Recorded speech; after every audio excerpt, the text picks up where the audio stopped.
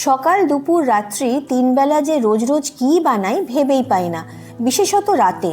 মাঝে মাঝে নতুন মুখরোচক কিছু একটা না পেলে ছেলের মুখও ভারী হয়ে যায়। তাই আজ আমি লিজা ঠিক করলাম রান্নায় হাতে করে রান্নাঘরে আলু ও বেগুন দিয়ে মজাদার মুখরোচক একটা রেসিপি তোমাদের দেখাবো। তো চলো দেখে নেওয়া যাক আলু বেগুনের মশলা ফ্রাই কিভাবে আমি বানালাম। রেসিপির প্রথমেই 5টা আলু নিয়ে নিয়েছি। আলুর খোলাগুলোকে প্রথমে ছাড়িয়ে নিতে হবে।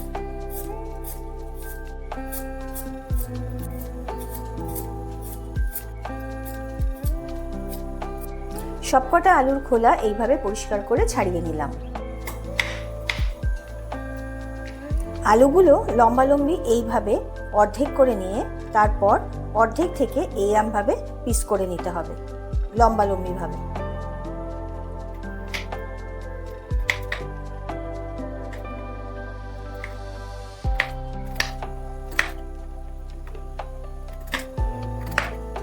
সবকটা আলুই এইভাবে পিস করে নিলাম। আর আলুগুলো একটু খেয়াল রাখতে হবে যখন নেওয়ার সময় আলুগুলো যেন একই সাইজের মোটামুটি হয়। এবার আলুগুলোকে পরিষ্কার করে ধুয়ে নিতে হবে। গ্যাস ওভেনের ওপর কড়াই বসিয়ে দিয়েছি। কড়াইয়ের মধ্যে দিয়ে দিচ্ছি পরিমাণ মতো সর্ষের তেল। ধুয়ে জল ঝরিয়ে রাখা আলুগুলো তেল গরম হলে তেলের মধ্যে দিয়ে দিতে হবে।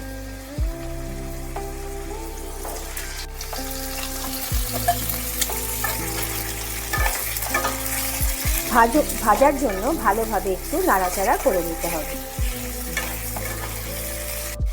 আলু যাতে একটু নরম হয়ে যায় ভাজার সময়, সেই জন্য দিয়ে দিচ্ছি পরিমাণ মতো লবণ।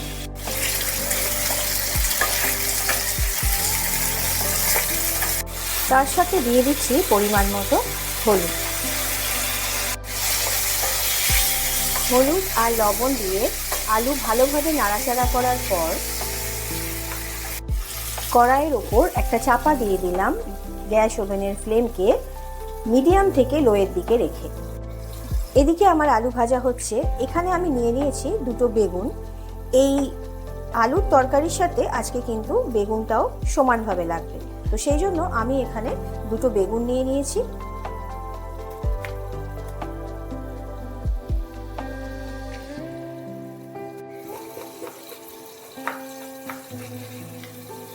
বেগুনটাকেও কিন্তু লম্বালম্বি ভাগ করে নিলাম।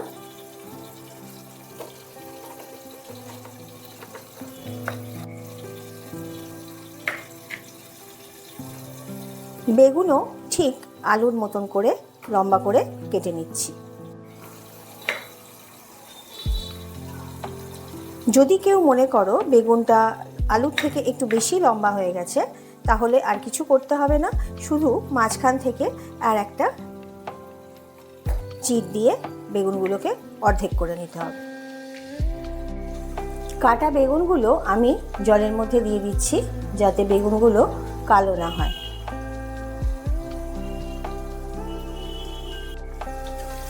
দেখি আলুটা কতটা ভাজা হয়েছে।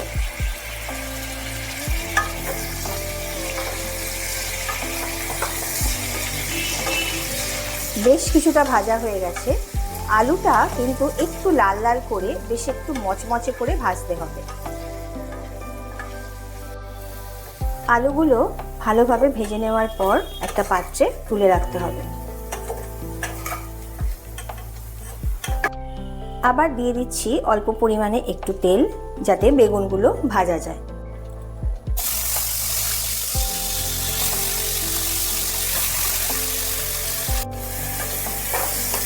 ভালোভাবে তেলের সাথে একটু নাড়াচাড়া করে নিতে হবে বেগুনটাকে। অল্প একটু লবণ দিয়ে দিলাম আর দিয়ে দিলাম অল্প একটু হলুদ। ভালোভাবে একটু নাড়িয়ে চাড়িয়ে নিতে হবে। আবারও উপর থেকে একটা চাপা দিয়ে দিলাম। গ্যাসের ফ্লেমকে মিডিয়াম থেকে লোয়ে রেখে। 2টো টমেটো লাগবে, টমেটোগুলোকে ছোট ছোট করে কেটে নিতে হবে। আর লাগবে মাঝারি থেকে একটু বড় মাপের 2টো পেঁয়াজ। পেঁয়াজকে এইভাবে ছোট ছোট করে কেটে নিলাম। নিয়ে নিতে হবে তরকারির পরিমাণ অনুযায়ী কিছু পরিমাণ আদার টুকরো, আর নিয়ে নিতে হবে 12-13 কোয়া মতো রসুন, দিয়ে দিতে হবে 4টে মতন কাঁচা লঙ্কা। কাঁচা লঙ্কাটা আমি নিজেই 4টে দিলাম, তোমরা তোমাদের ঝাল অনুযায়ী এটা একটু কম বেশি করে নিতে পারো। চলো এদিকে দেখি বেগুনটা ভাজা হলো কি। বেগুনটা একটু নরম হয়েছে, আর অল্প একটু হবে। ততক্ষণে এটা একটু আমরা থেতো করে নিই।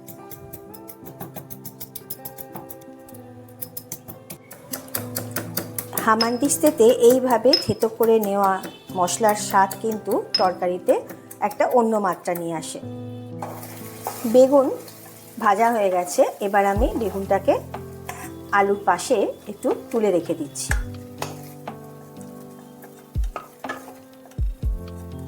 এই কড়াইয়ের মধ্যেই আবার দিয়ে দিচ্ছি অল্প পরিমাণে সর্ষের তেল, দিয়ে দিচ্ছি পরিমাণ মতন একটু জিরে, গোটা জিরে। গোটা জিরে তেলের সাথে একটু ভাজা ভাজা হয়ে গেলে ছেঁচে রাখা মশলাটা পুরোটা আমি এর মধ্যে দিয়ে দিলাম।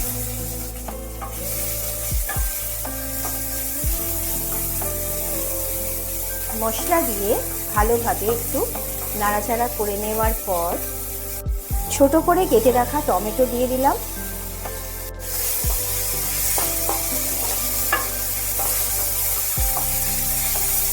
এবার দিয়ে দিতে হবে কেটে রাখা পেঁয়াজটা।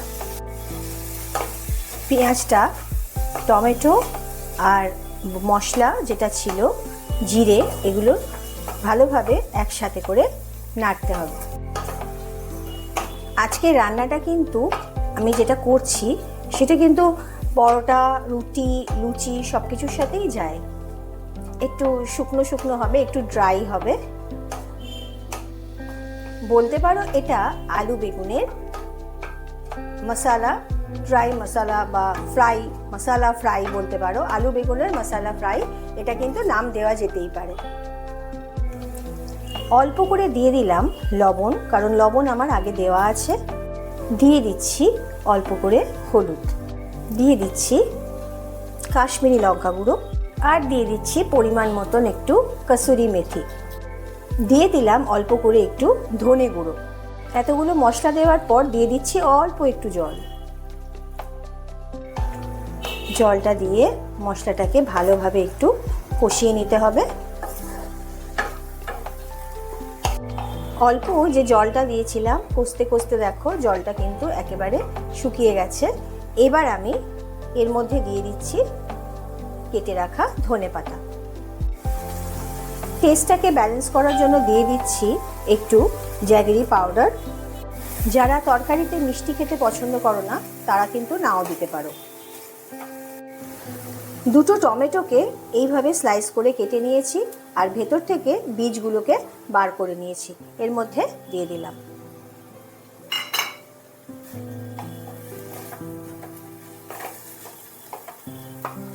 এবার ভাজা বেগুন আলু এর মধ্যে দিয়ে দিলাম। ভালোভাবে একটু মশলার সাথে নেড়ে চেড়ে নিতে হবে। এই তরকারিটা কিন্তু খুব সুন্দর লাগে খেতে, টক টক ঝাল ঝাল মিষ্টি মিষ্টি, বেশ সুন্দর লাগে। যারা মিষ্টি পছন্দ করো না তারা মিষ্টি দেবে না, খেও না। আর যাদের একটু মিষ্টি লাগে তরকারিতে তারা অল্প একটু মিষ্টি দিয়ে নেবে, তাহলে কিন্তু খেতে খুব সুন্দর লাগে। খেয়ে একবার দেখো। যারা আজকে আমার রান্নাঘরে নতুন এসছো তাদের জন্য বলছি, তোমাদের যদি রান্না ভালো লেগে থাকে তাহলে অবশ্যই আমাকে সাবস্ক্রাইব করে আমার পাশে থেকো। আর যারা পুরনো বন্ধু তাদের জন্য বলছি, তোমরা কিন্তু কমেন্ট বক্সে আমাকে জানিও যে আজকে রান্নাটা তোমাদের কিরম লাগলো। তাহলে আজকের মতন কিন্তু পুরোপুরি রেডি হয়ে গেল আলু বেগুন ফ্রাই কারি। বলতে পারো যেভাবেই হোক নাম একটা দিলেই হলো, তোমরা পছন্দ মতো নাম দিয়ে দিও, আর আমার পছন্দ করা নামটা তোমরা দেখতেই পাবে। তাহলে বন্ধুরা আজকের মতন টাটা। আবার পরের দিন একটা নতুন রান্না নিয়ে তোমাদের সামনে ঠিক হাজির হয়ে যাব। ততক্ষণের জন্য তোমরা সকলে সুস্থ থেকো, ভালো থেকো।